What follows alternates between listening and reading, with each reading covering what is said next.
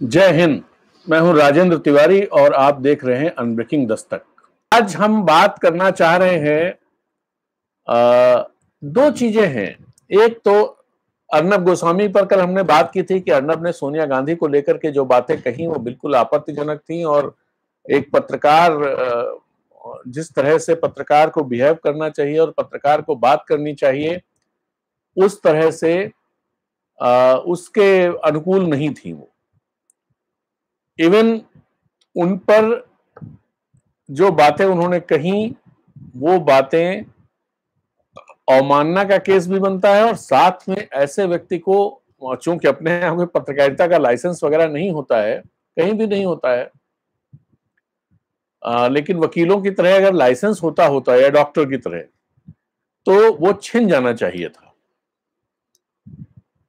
लेकिन रात में जब अर्नब ने एक वीडियो डाला है जिसमें उन्होंने कहा रात को 12 बजे के बाद वो अपने घर जा रहे थे अपनी टोयोटा कोरोला गाड़ी से, अपने दफ्तर से, साथ में उनकी वाइफ भी थी, और घर से 500 मीटर, जब घर 500 मीटर रह गया तो उन पर अटैक हुआ, और उसको लेकर के उन्होंने एक वीडियो जारी किया है।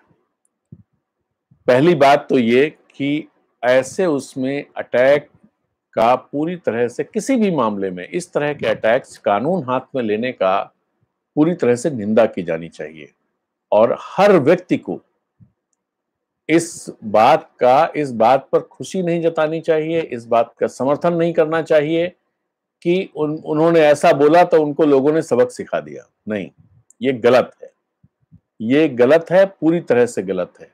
और हम लोग इसी के खिलाफ, ये जो प्रवृत्ति है इसी के खिलाफ, यही प्रवृत्ति आगे बढ़कर लिंचिंग होती है।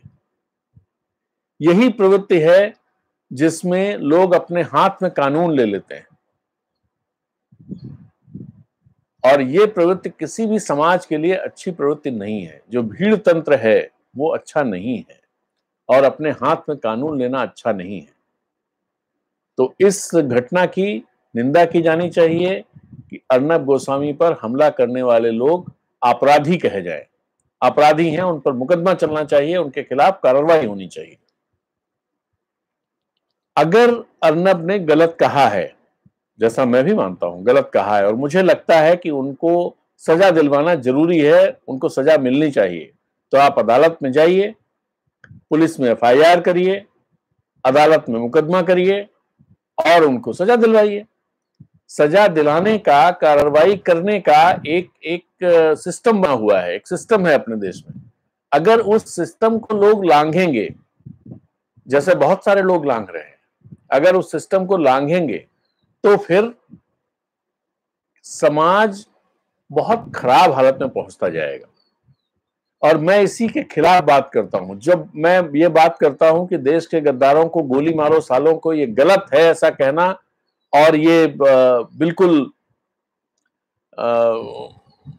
हिंसा फैलाने की बात है, तो उसके पीछे एक एक चीज ये भी है कि कोई कैसे ये आह्वान कर सकता है लोगों का, कि कैसे ये तय कर सकता है, तय करने का सिस्टम है, तय करने के मानदंड हैं, तय करने के लिए लोग बैठे हुए हैं।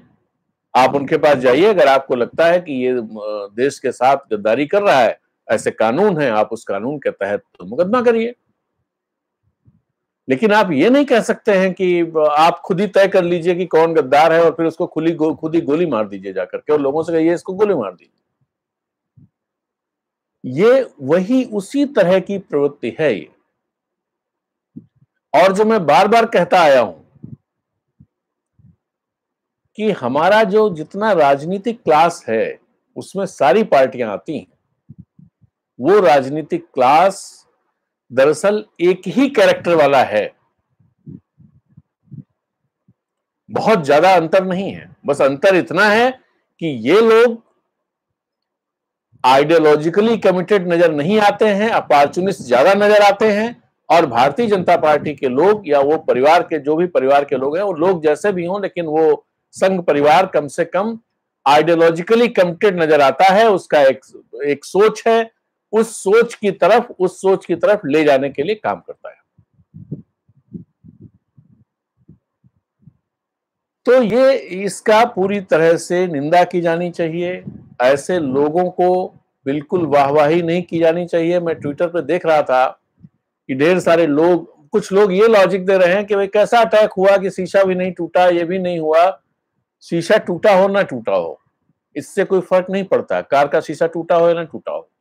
अगर किसी ने रोक करके अर्नब गोस्वामी को इस बात के लिए गाली गलौज भी की है उनके साथ, या मैनहैंडलिंग की है, तो भी गलत है और इसको स्वीकार नहीं किया जाना चाहिए।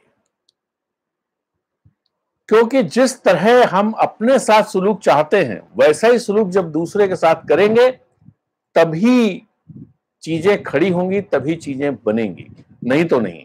मतलब मेरी स्वतंत्रता स्वतंत्रता है और आपकी स्वतंत्रता में हम जितना चाहेंगे उतना दखल देंगे, ये तरीका ठीक नहीं है। और ये तरीका अपने देश में चलता चला आया है। इतना, अगर मान लीजिए, मैं फिर वो बात कह रहा हूं, अगर कोई व्यक्ति ऐसी बात कहता है जो अपमानजनक है, जो निराधार है, जिससे किसी की छवि खराब होती है, जिससे किसी की छवि आपराधिक बनती है, या कुछ ऐसी बात कहता है निराधार तरीके से, तो आप उसे कानून के जरिए सजा दिलवाइए, कानूनी कार्रवाई कीजिए। वो रास्ते सबके लिए खुले हैं और यही एक सभ्य समाज का तरीका भी है। ये तरीका नहीं है कि हम खुद तय कर लेंगे कि साहब ये गलत है, और यहां तक तो ठीक है, आप तय कर लीजिए कि गलत है, आप कहिए कि भाई ये गलत बोल रहे हैं, क्योंकि आप तथ्य रखेंगे, कुछ तर्कों के आधार पर बोलिए, लेकिन सजा भी हम ही दे देंगे, ये चीजें ठीक नहीं है। तो पहली बात मैं ये कहना चाह रहा था जो मैंने आप लोगों से शेयर की। गुलाम फरीद कह रहे हैं भिवंडी में। भाई भिवंडी का मुझे नहीं पता कि भिवंडी मुंबई में है, ये मुझे पता है, लेकिन वहां कितने मामले हैं मुझे नहीं पता, क्योंकि महाराष्ट्र का डिस्ट्रिक्ट्स के अलावा इलाकों में कितने हैं या वेरियस डिस्ट्रिक्ट्स में भी कितने हैं, ये मामले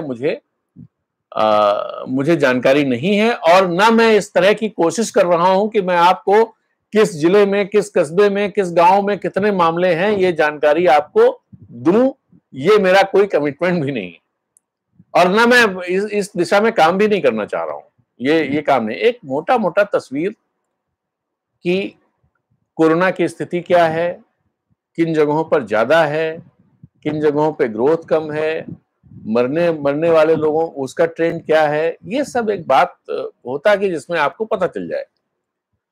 तो इसलिए मैं वो, दूसरी खबर जिस पर मैं बात करना चाह रहा हूं, उस पर आने से पहले सबसे पहले तो मैं आप लोगों से ये रिक्वेस्ट फिर करना चाहूंगा कि आप हमारे चैनल ब्रेकिंग को ज्यादा से ज्यादा लोगों के बीच में पहुंचाएं और उनको सब्सक्राइब करने के लिए प्रेरित करें। उनसे बताएं कि इस चैनल के वीडियो कैसे हैं। इस चैनल के वीडियो जो आपको अच्छे लगते हों, उन वीडियोस को अपने सोशल मीडिया प्लेटफॉर्म पर ज्यादा से ज्यादा शेयर कीजिए। व्हाट्सएप पर ज्यादा से ज्यादा लोगों तक फॉरवर्ड कीजिए। साथ में ये भी लिखिए कि इस वीडियो में आपको क्या अच्छा लगा और क्यों आप इस वीडियो को फॉरवर्ड कर रहे हैं। जब आप ये लिखेंगे तभी लोग उन वीडियोस को खोलेंगे, नहीं तो हमारे आपके पास ढेर सारे वीडियो लिंक्स आते हैं, हम आप उनको नहीं खोलते हैं, हम आप उनको ही खोलते हैं जिनके बारे में कोई जानकारी हमें मिलती है और हम उसमें वो जानने में इच्छुक होते हैं, हमारी रुचि होती है उसमें, तभी हम उसे खोलते हैं। नहीं तो ढेर सारे वीडियोस हम इग्नोर कर देते हैं, डिलीट मार देते हैं। तो इसलिए ये जरूर लिखिए कि इस वीडियो में आपको अच्छा क्या लगा और किस वजह से आप इस वीडियो को फॉरवर्ड कर रहे हैं।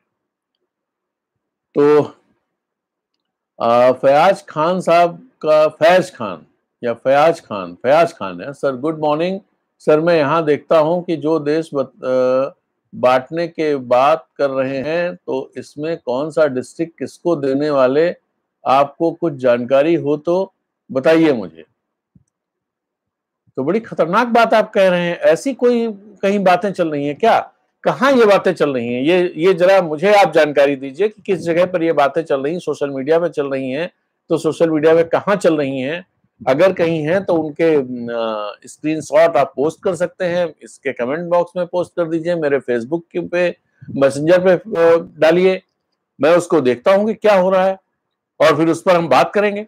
ये बहुत ही गंभीर बात है जो आप बता रहे हैं, अगर ऐसा कहीं कुछ चल रहा है तो।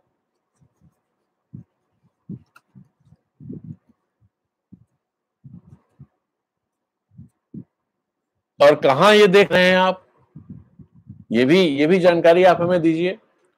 प्रिंस मोनी ने कुछ डाला है, गोल्ड का क्या, गोल्ड का बड़ा बोलेगा, पता नहीं क्या प्रिंस रोनी साहब कौन है ये और क्या कहना चाहते हैं, ये इससे साफ नहीं हो रहा है। तो आर्ट एंड लाइफ सब बकवास है, बस मीडिया सुधर जाए बाकी सब सही हो जाएगा। और मीडिया सुधरेगा तब जब हम